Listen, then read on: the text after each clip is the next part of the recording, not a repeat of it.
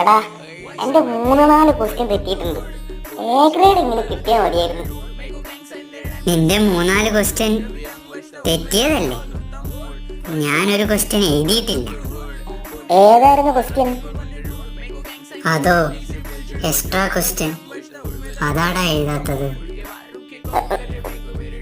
ഒരുത്തനൂടെ എല്ലാം പോയിരിക്കുമ്പോ എക്സ്ട്രാ